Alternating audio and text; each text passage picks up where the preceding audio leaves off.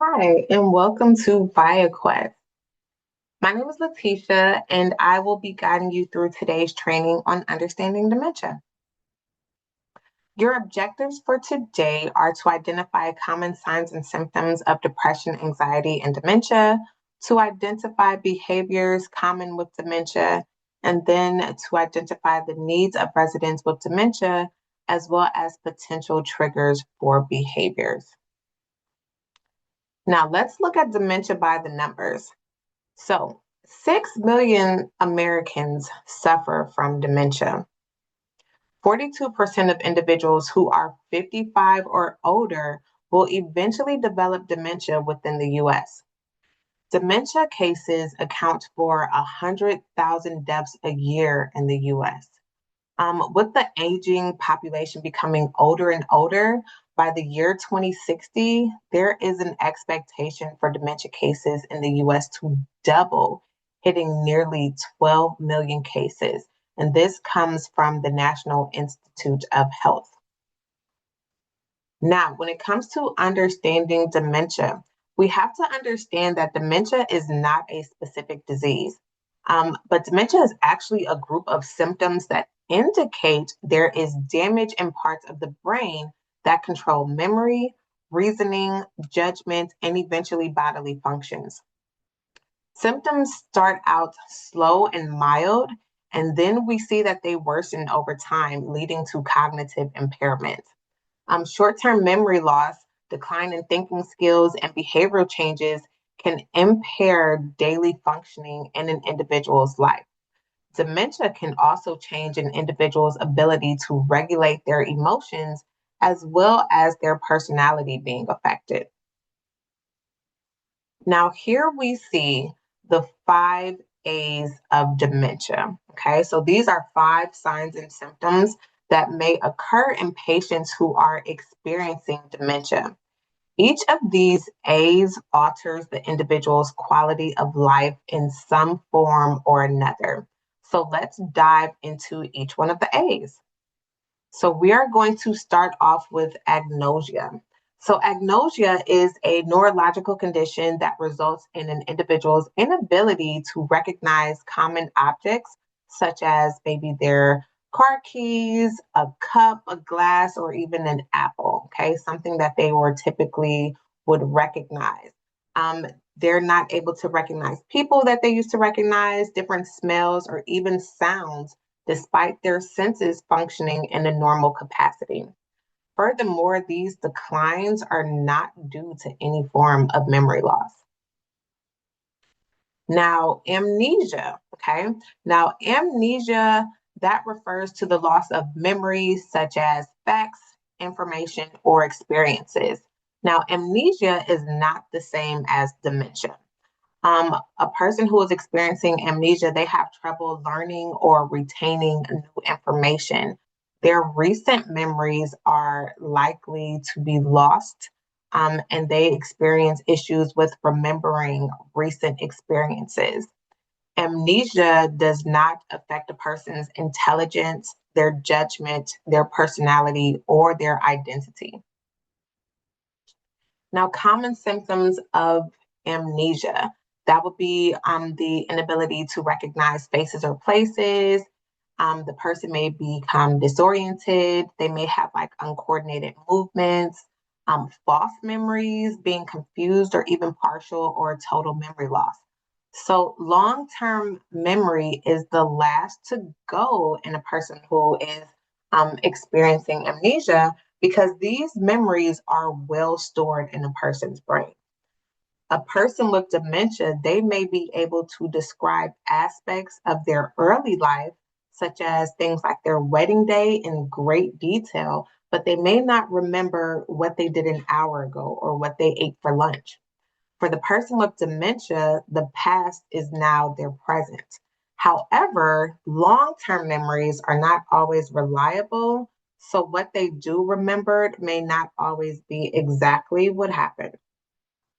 As dementia progresses, even memories from long ago will eventually be lost. Now let's look at anomia. So, anomia is difficulty finding the correct word while speaking or writing. Individuals with anomia, they may take longer to convey their thoughts and feelings. It's also one of the earliest and most common language symptoms in many cases of dementia. You may see where people they know the word or they'll say, "Oh, it's at the tip of my tongue," okay, because they feel as if the word is right there, but they're not able to really just get it out. Then we have aphasia. So individuals with dementia often have language difficulties. So aphasia is the inability of a person to understand speech and or to produce understandable speech.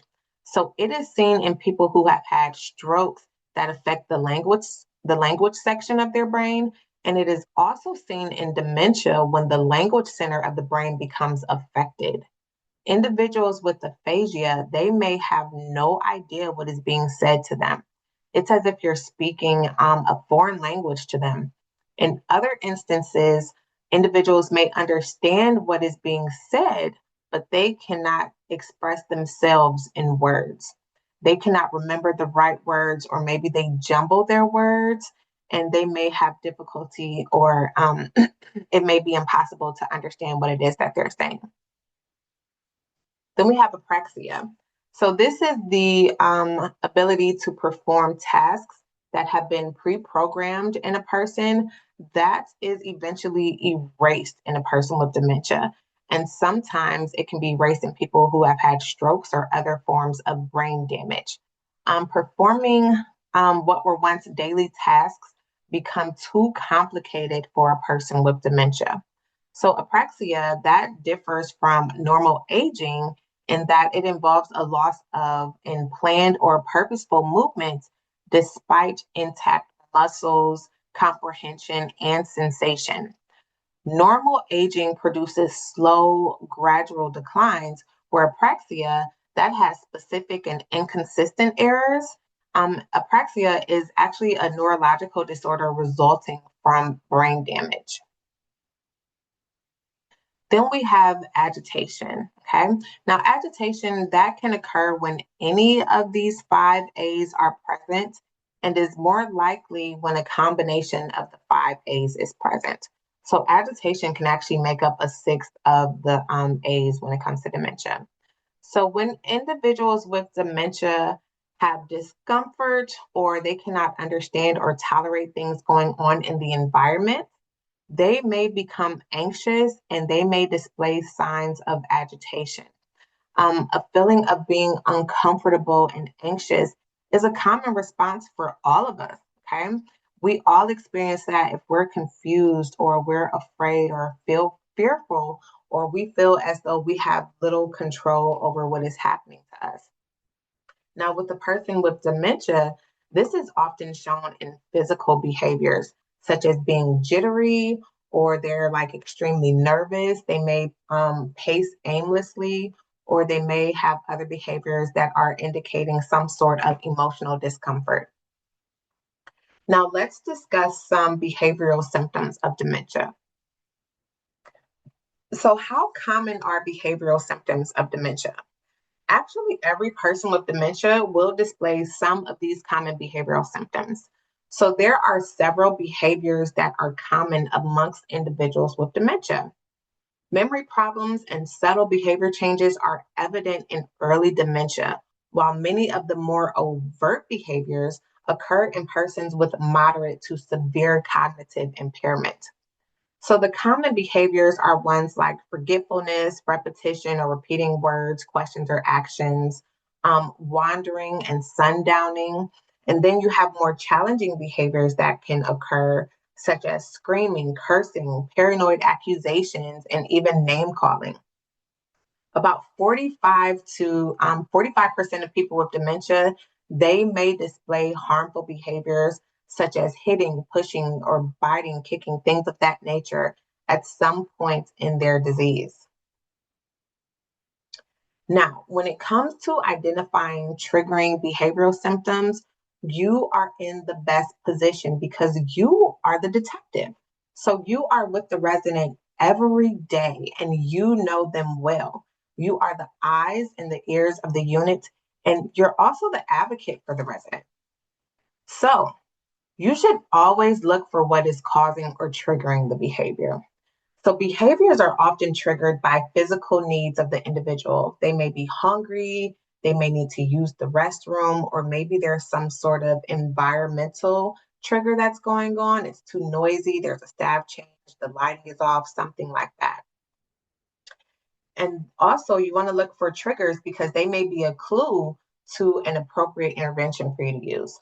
So, when you figure out what caused the behavior, you have a better chance of finding an effective approach to addressing the behavior and preventing future episodes.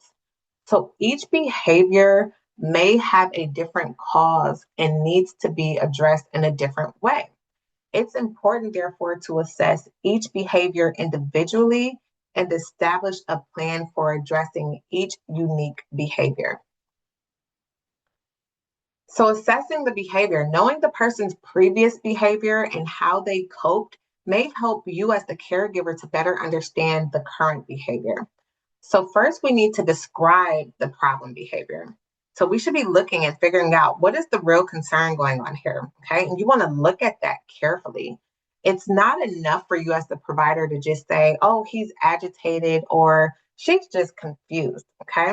The behavior must be evaluated in terms of the possible causes.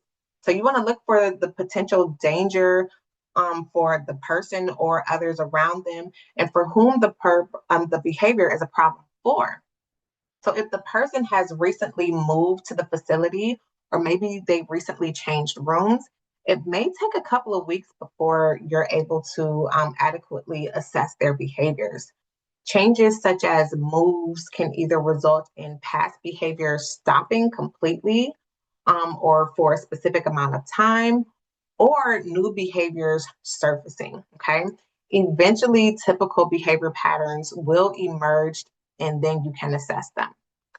If a trigger is identified, you want to try to modify the triggering event. You want to validate what the person is saying by acknowledging the feeling behind the verbalization. So you want to be with the person where they are and what is present for them. So, for example, if the individual is stating that they need to go to work, don't argue with them about going to work. Even if you know they've been retired for the last 20 years, do not get into an argument with them about it. What you want to do is you want to ask them about their work, ask them why it's meaningful for them, ask them about what they do at work, okay? Um, Remember, they are living in their past, and that is what is real to them currently. So, what you want to do is slowly change the subject of going to work. And by doing this, you can divert the person's attention and redirect their attention to a different activity. Now let's look at addressing the behavior, okay? So you want to ignore inappropriate behavior or walk away from the resident. If it's not causing any type of problem, just ignore it. You want to watch for times when residents are behaving appropriately and you want to immediately give them some time and attention. So if they're doing something good, you want to acknowledge that. You want to give them some sort of verbal praise in that moment. And if the behavior is not posing any type of safety risk to anyone, then just be tolerant of it. Okay. There's no need for you to come in and address it if it's not causing harm to them or to anyone else. If you're addressing the behavior and an underlying cause is not found, then potentially giving a person significant attention only when they are displaying undesirable behaviors, that may reinforce the behavior that you don't want them engaging in. So be mindful of that. Now, as we move on in this training, we will discuss the common triggers for certain behaviors and what may be some underlying causes. So let's start off by looking at a couple here. So wandering can actually be broken down into the following categories. So you can have orbiting. So this is when an individual starts at one point, such as maybe like the nurse's station, and then they just kind of walk around, but they always return to that starting point, okay? That will be orbiting.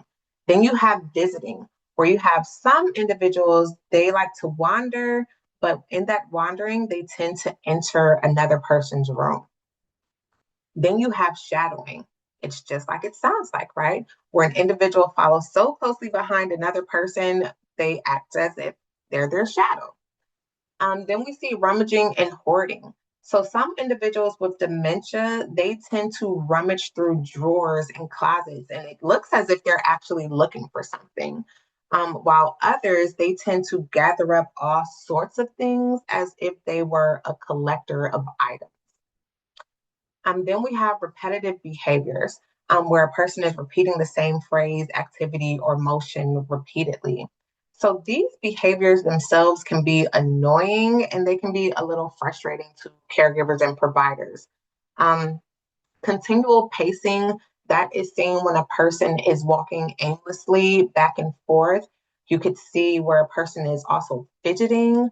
That's also very common with a person seemingly being in perpetual movement. Maybe they're twisting a piece of clothing, or they're constantly moving their chairs around, or moving their feet, or maybe they're rocking back and forth. Some repetitive behaviors appear to just be an attempt at self soothing. So, if the individual doesn't appear to be distressed and other residents are not adversely affected by the behavior, it's best to not engage or to say anything and just tolerate the behavior. Now, there are several triggers for wandering, elopement, rummaging, pacing, and fidgeting. So here we have some of the most common ones. Those, it would be like the time of day or sundowning. It could be discomfort, confusion, fear, or even boredom. So there are some cases in which a trigger may not be easily identifiable, and the behaviors seem to have no apparent cause. Wandering, pacing, and fidgeting are not necessarily bad behaviors because they do provide some physical exercise, and it provides an opportunity for individuals to be social with others. However, these behaviors may just kind of be annoying to staff and other residents. Now, let's look at what is sundowning in dementia. So individuals with dementia, they may wander at any time of the day. But for many, evenings and the night times are times when such behaviors are likely to become worse. So toward the evening, some residents become more agitated, they become more confused, and they may exhibit wandering behavior. This is often referred to as sundowning. So while the exact causes are not fully understood, sundowning is believed to be related to disruptions in the body's natural sleep and wake cycle and the way that their brain is now processing light. So things that appear to make the condition of sundowning worse would be tiredness at the end of a long day, confusion or fear caused by shadows and dim light, or even too much or too little stimulation. Also, not being able to see or to hear, that may aggravate a person's condition. Now let's look at verbal behaviors. So verbal behaviors can either be aggressive or non-aggressive. Non-aggressive verbal behaviors can include repeating questions and comments. That often occurs because the individual does not remember what it was that they just said.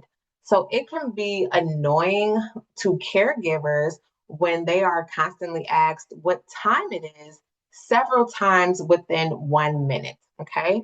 But it's going to do no good if you, as the provider, if you become impatient or if you scold the person, because it's not going to help that person to remember any better, and they're still going to ask you, what time is it? So, who did you help by becoming frustrated? Okay.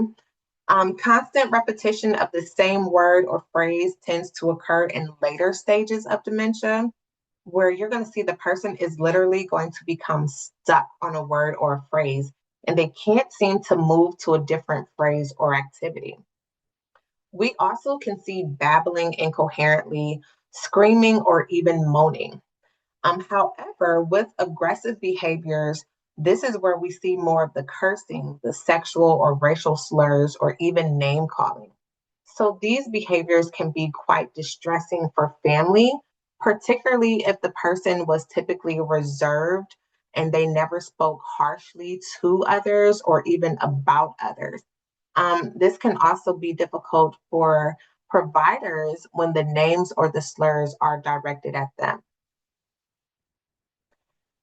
Um, Behaviors associated with dementia can be triggered by physical or emotional conditions in the individual.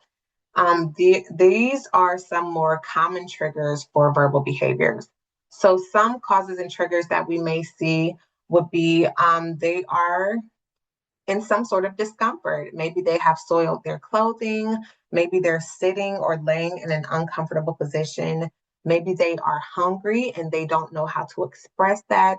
Maybe they are experiencing anxiety where they're anxious about something, but they don't really know how to convey that to you. They could be sick physically, but they don't know how to describe it. Or they could be experiencing some sort of fear, whether it's a delusion or a hallucination. Additional causes and triggers of verbal behaviors can be memory loss, boredom, frustration, or even changes in the environment. Now let's look at physical aggression because this can be hitting, biting, kicking, pushing, or even spitting. So it is estimated that physical aggression occurs with about 45 to 50% of people with dementia. It is most likely to occur when the individual is frustrated or if they feel pressure to do things that they can no longer accomplish, or even if they're tired. Physical aggression needs to be managed for the safety of the individual and everyone else around them, including staff and other residents. Physical aggression can be disturbing to everyone involved. So that's why we want to make sure we're managing it. So what are the causes and triggers? Okay. Now, verbal and aggressive behaviors occur due to changes in certain areas of a person's brain. So remember, individuals with dementia, they often have little control over their actual behavior. The area of the brain that helps us to control behavior, that can be damaged as dementia progresses. So never take the behavior personally. It's not directed towards you specifically, okay? Preventing behaviors from escalating and becoming aggressive is going to require a calm and reassuring approach. It is important to quickly assess the cause of the behavior. If a resident displays physical aggression, it's important to protect them. You want to protect the other residents around. And again, you want to make sure you're protecting yourself. Lastly, we have inappropriate behaviors. So these are behaviors that tend to make other people uncomfortable. Okay. Now, these behaviors include things like disrobing or urinating in public, touching another person or even touching themselves in an inappropriate area of the body, getting in bed with another person without mutual consent, and even pleasuring themselves in public. Now, inappropriate behavior, that is most difficult for families and providers as the behavior itself, that can appear to have some sexual overtone. Some of these behaviors occur due to the area of the brain that's affected by dementia. Many of these behaviors, though they appear to be sexual in nature, they're actually not. There could actually just be a result of biological needs that the individual can no longer control. Now, how do you understand inappropriate or suggestive behaviors? It must be remembered that these behaviors are rarely intentional on the part of the individual with dementia, and they, again, are a result of damage to a specific area of the brain that controls inhibitions. So, rarely do these behaviors lead to actual sexual assault, but they can be highly embarrassing to the residents, to the staff, and visitors who are around. So it's important to note that if the individual has a history of being a sexual predator or being sexually aggressive, you want to know that information because in those situations, these behaviors may still be harmless, but they need to be monitored carefully. If the resident appears to be a danger to others, the behaviors will need to be managed with either medication and or movement to a different unit or facility where the individual can now be closely monitored. Uninvited and unwanted direct physical contact with another person that has sexual overtones should be reported immediately to the nurse in charge and to the resident's primary care provider. Lastly, we're going to discuss what strategies may work to reduce or eliminate behaviors when necessary. So the best way to manage behaviors is to prevent them. So a lot of that starts with the way you communicate. So the way you communicate can keep a resident calm, or it can make the difference between calming a distressed resident or causing an escalation of the behavior. Navigating conversations with someone with memory loss, it's going to require extra time and patience on your part. So calling the person by name and being at eye level will be less threatening, and it's going to show the individual that you care and respect them. Studies have shown that residents are more likely to respond negatively when they're spoken to in what's called elder speak. So this refers to speaking to older adults as if they are children, or you're addressing them with words that are meant to be endearing, but they're actually not. So you want to avoid using terms like sweetie or hey honey or oh that's my girl right there. Okay, you want to avoid using those phrases and just refer to the resident by their name. You want to make sure you are speaking in a low, calm, and reassuring manner, and make certain that your nonverbal behavior is also reassuring. Residents who are displaying behavioral symptoms of dementia are often frightened, confused, and frustrated. So if you display irritation or attempt to pressure them or force them to do an activity, then they are going to further feel threatened. And the unwanted behavior is now likely to escalate. It's also important to give the resident time to respond. So the damage in the brain caused by dementia, that results in information being received and processed more slowly. So rushing the person may result in added confusion and frustration. Persons with dementia, they have a difficult time remembering what it is that they are trying to communicate without any interruptions. So you want to make sure you don't interrupt them. You want to make sure you're listening, okay?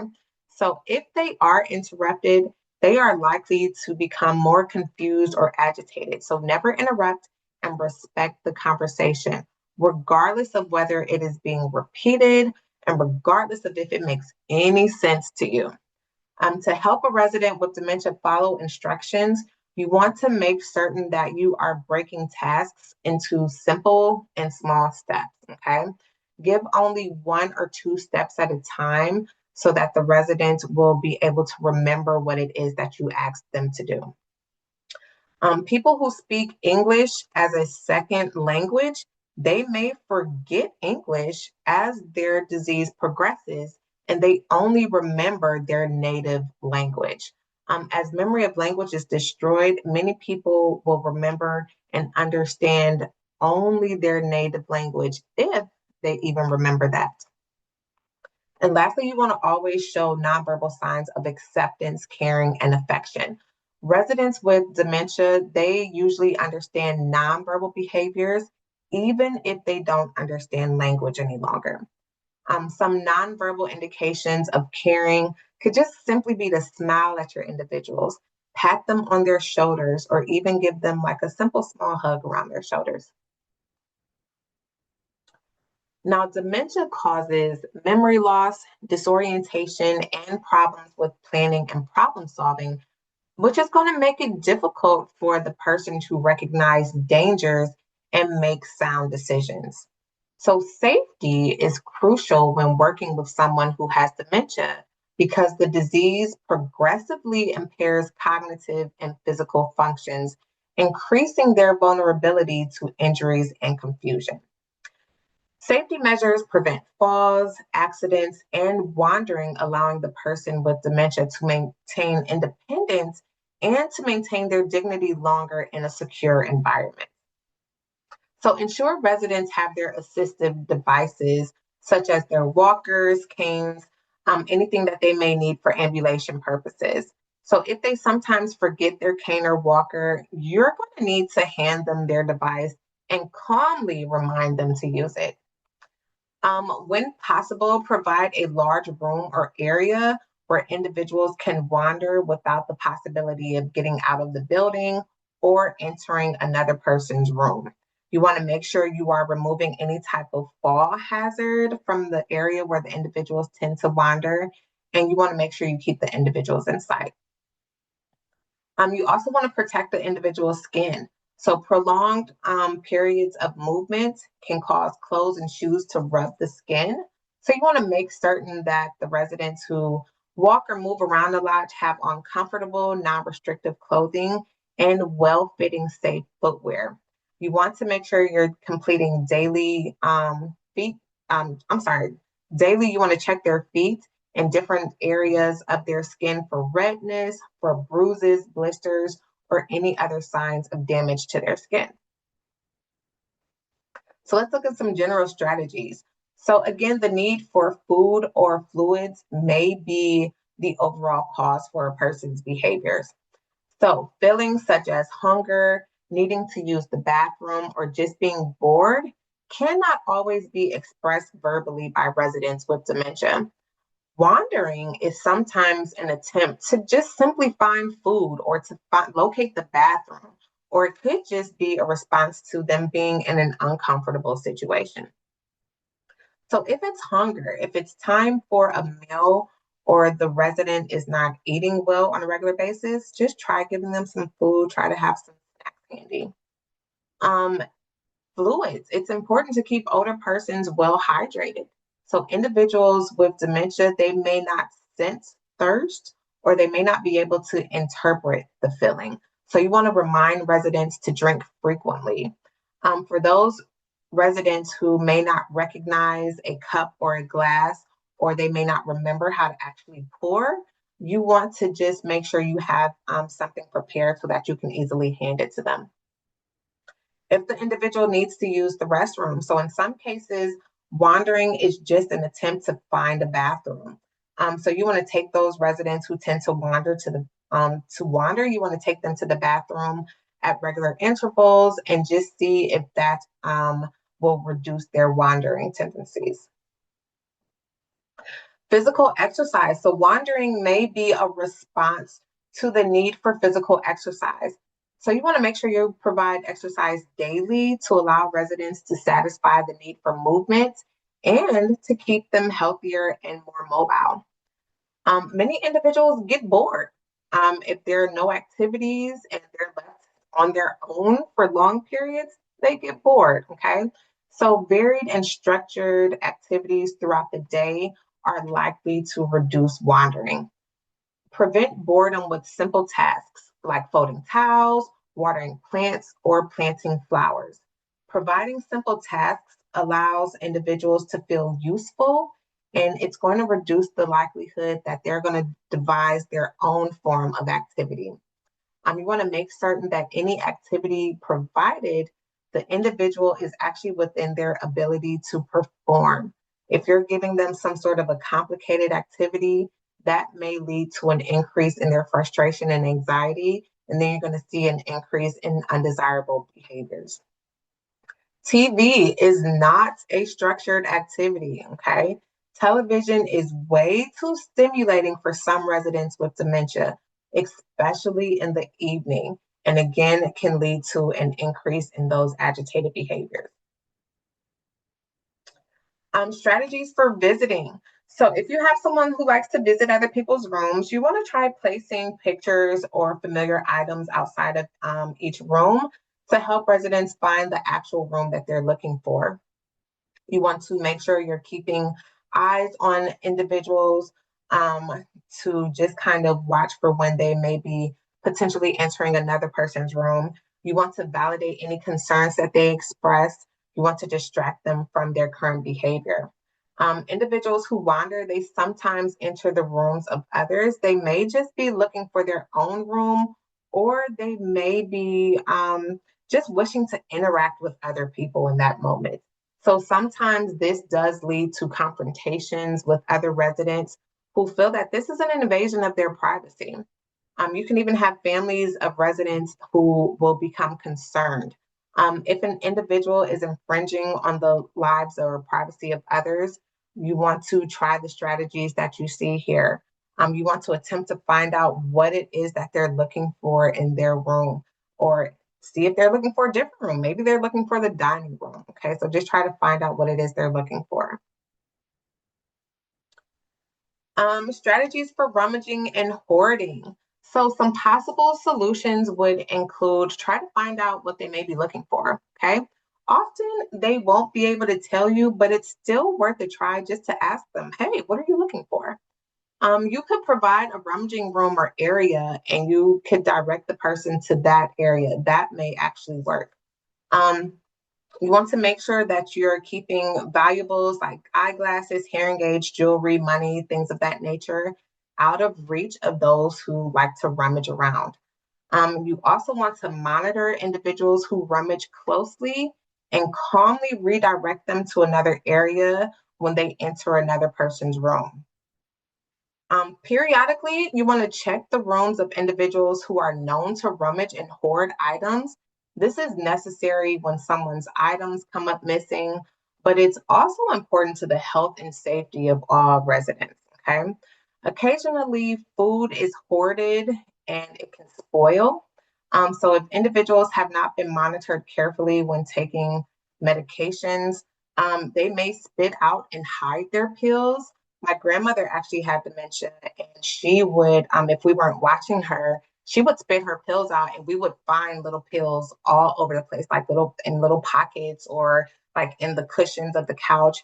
We would always find her pills, and she would have no idea. She was just hoarding them. She would say she's saving them for later. Okay, so you want to just be mindful and make sure you are actually monitoring individuals who like to hoard.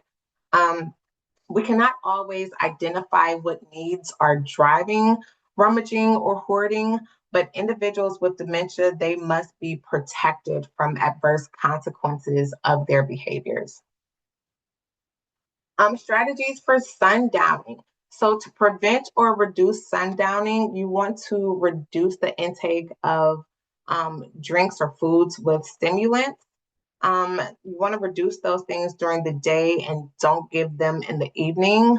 So nothing with caffeine, no coffee, pop, tea, chocolate candies, or even hot chocolate.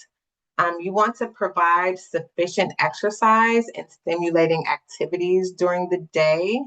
You want to kind of try to tire them out. Discourage them from taking long naps and again, keep them active throughout the day so they're more likely to sleep at night. Make sure you're providing structured activities at times that the resident typically starts to wander.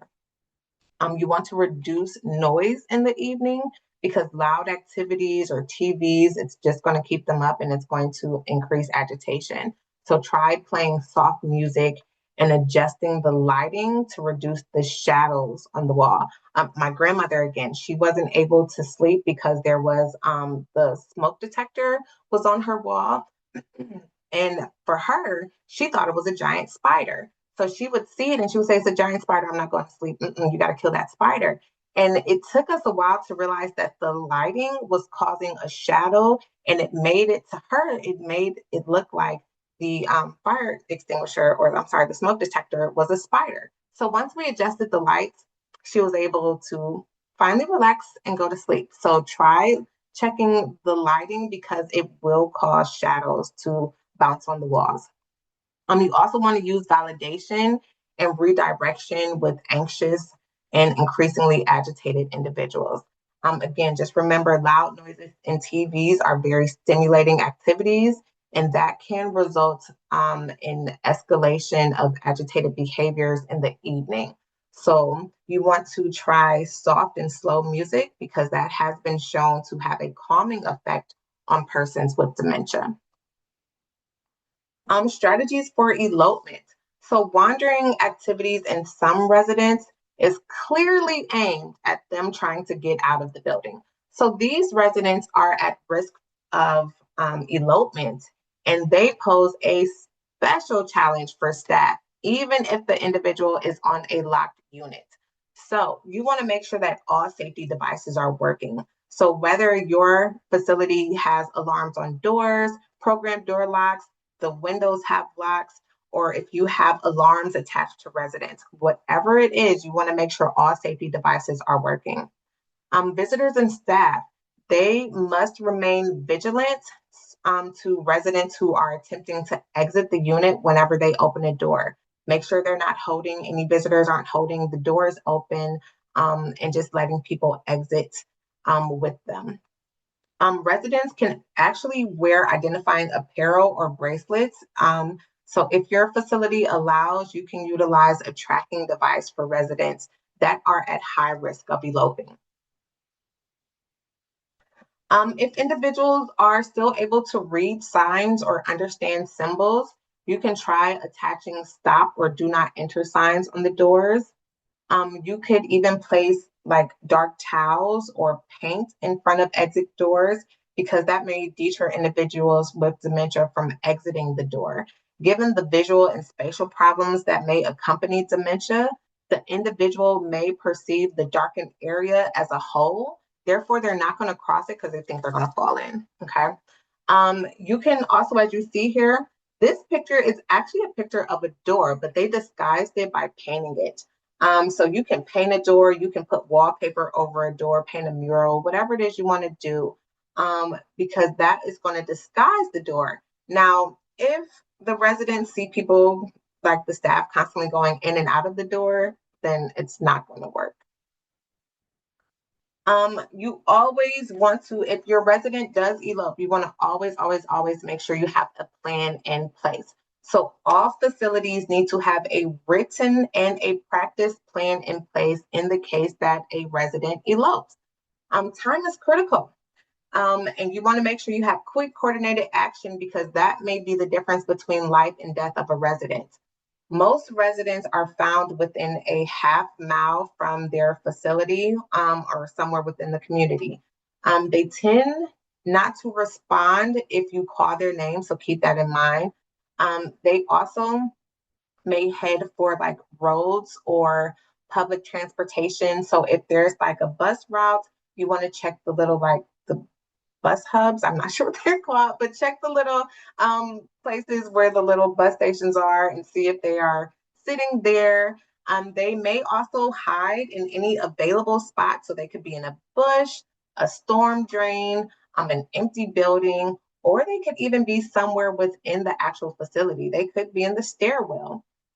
Persons with dementia, they actually tend to move in the direction of their dominant hand.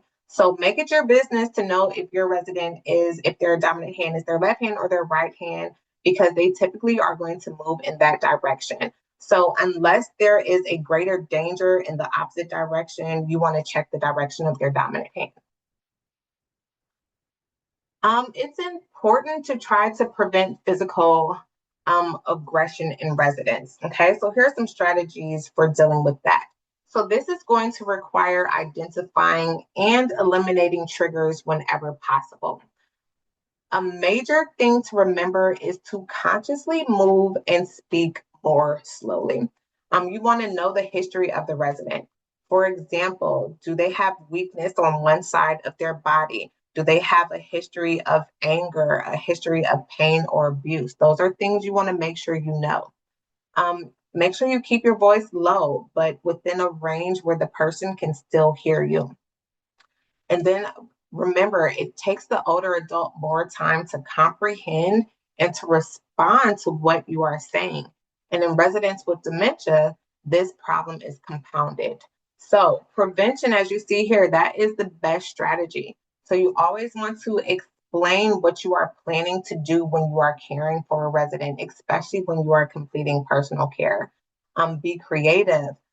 Use pictures, gestures. You want to demonstrate with objects. Use whatever you have so that you are communicating to them what it is that you are doing. Never appear as if you are rushed or as if you have something else to do because they pick up on that. Okay. You want to make sure that you are trying your best to relate and empathize to what the resident is experiencing and address their concerns as you go along. More strategies for aggression. So you want to reduce the likelihood of agitation and aggression behaviors during personal care and activities. So you want to make sure that you have everything ready before starting an activity. If you are providing feeding, if you're doing bathing with the individual, make sure you have everything that you're going to need. There's nothing worse than if you are completing bathing for an individual and you have them disrobed, and then you're like, oh, I forgot the soap. And now you have to leave, and it takes you 5 or 10 minutes to come back with the soap. And the individual is sitting there, they're exposed, they've been disrobed, and they're fearful. Okay. So you want to make sure you have everything that you have before you even start the activity.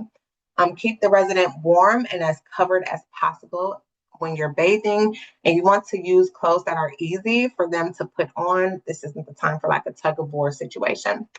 If residents become agitated, you want to stop the activity and you want to speak to them in a calm and reassuring voice. If needed, you want to back off and give the resident time to calm down if that's necessary. Strategies for aggression still. So we can use pet therapy. Pet therapy can actually reduce aggression by fostering calmness and emotional regulation. It promotes positive emotions like joy, and it provides a sense of control and responsibility. Well-trained, calm animals can have an amazing effect on behavioral symptoms in persons with dementia. They provide warmth and touch that many residents need and they crave. So it's not uncommon for even the most withdrawn resident to respond to an animal. Pets can also calm upset and agitated residents as well. You can integrate memories through art. So to integrate memories through art for people with dementia, you can create personalized hands-on activities like collages, clay sculpting, or memory box decorating that's going to use familiar objects and things. Art allows individuals with dementia to express emotions, to relive positive memories, stimulate cognitive function, and connect with others in a social setting. Then we have music therapy. Music is a powerful tool that can significantly benefit people with dementia by evoking memories, improving mood, and enhancing connection with others. Listening to familiar music, singing, dancing, all of those things can reduce agitation. Familiar music, especially from a person's younger years, can act as a backdoor to preserve memories, bringing people with advanced dementia back to their autobiographical self.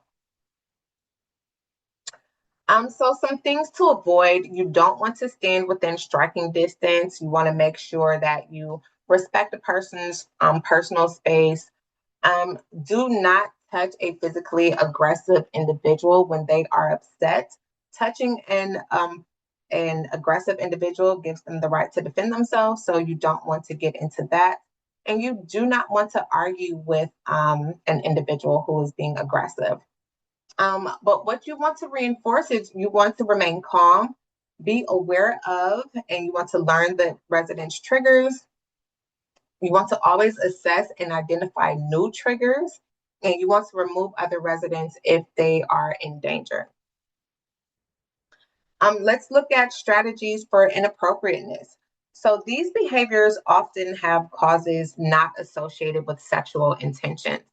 If a person is disrobing, that may indicate that they are hot, or maybe the clothing is just uncomfortable for them. So if they disrobe in public, you want to try adaptive clothing that makes disrobing more difficult for them.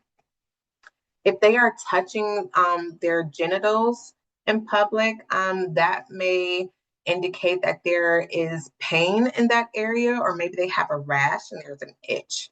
Or maybe it could be something like they played baseball during their younger years. You always want to be aware of and check for any type of underlying cause. If the individual is getting in bed with another resident uninvited, this is usually done for human contact and for companionship. Remember, many of your residents slept with another person for the majority of their lives. So rarely is there an attempt to have sexual intercourse, but the possibility does still exist.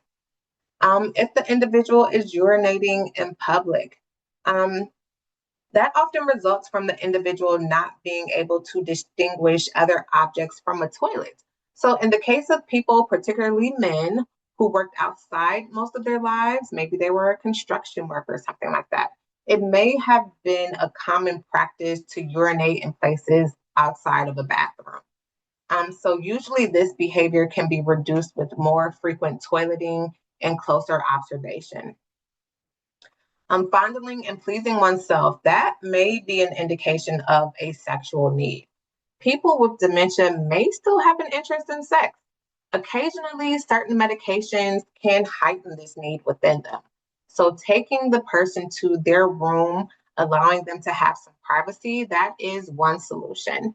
If the problem becomes difficult to manage, there are actually medications that can lower sexual drive. But again, talk to their primary care physician and use that as like a last resort.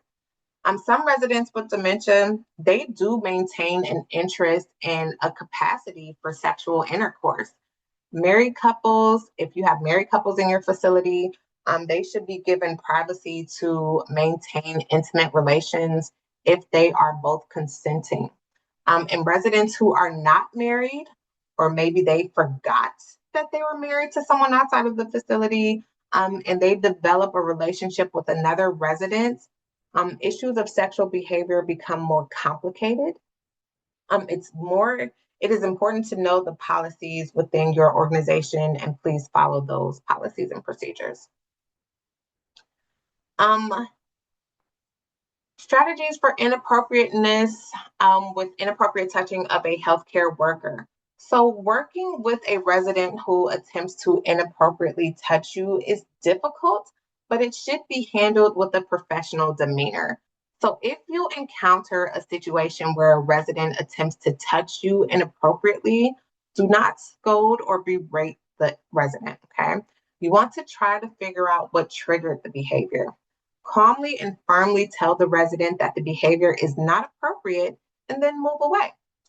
If it consistently occurs when you are doing personal care, try having someone else assigned to that resident for care. The gender of the person assigned may need to be taken into consideration. Also, the resident's sexual preferences may need to be taken into consideration as well. Diverting and redirecting the residents to other activities may reduce these unwanted behaviors.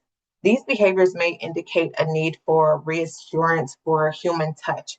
So it may help to give those residents appropriate physical contact only when they are not displaying the unwanted behavior. So you could try things like holding a hand, a hug of the shoulders, a gentle rub or pat on their back. That may give reassurance without eliciting an unwanted response.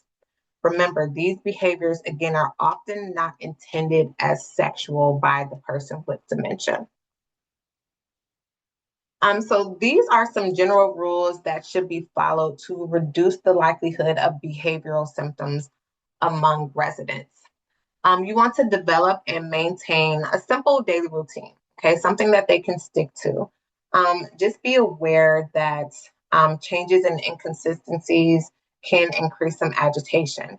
You want to keep the environment calm, comfortable, and as home-like as possible. So if they have possessions from home that they can bring to decorate to remind them of home, that would be very valuable. Um, you want to correct sensory deficits. So if they have problem with hearing, make sure they have hearing aids. Have trouble seeing, make sure they have their glasses. Trouble with eating, chewing, things like that, make sure they are wearing their dentures. Um, and you want to use distraction to divert the residents from precipitating events. And you also want to try to modify triggering events. So validate what the person is saying by acknowledging the feeling behind the verbalization. Remember, when it comes to behaviors, these are really just a form of communication. So when your resident is experiencing behavior, try looking at it as if they are trying to communicate that, hey, something's not right with me. I don't know what it is, but something's not right. Or maybe they're saying this is a warning, like something is coming. I don't know what, but something's coming. Maybe they're trying to get you to pay attention, or maybe they're trying to get you to like help them, like they need your help in some way. Okay. And always, always, always remember that the person is not the problem. Your resident is not the problem. The problem is that there is an unmet need, or the person is trying to communicate their feelings in the only way that they know how to do so in that moment. All right, that concludes our training on understanding dementia today. Here you are going to see the references that were utilized to create this training. And then lastly, I do want to ask that you take just a couple of minutes to either scan the QR code to complete a survey, or you can follow the link and complete the survey just to let us know how we did. This is how we are going to tailor our trainings. So just give us a little bit of feedback. Again, I just want to thank you for watching this training, and have a great day.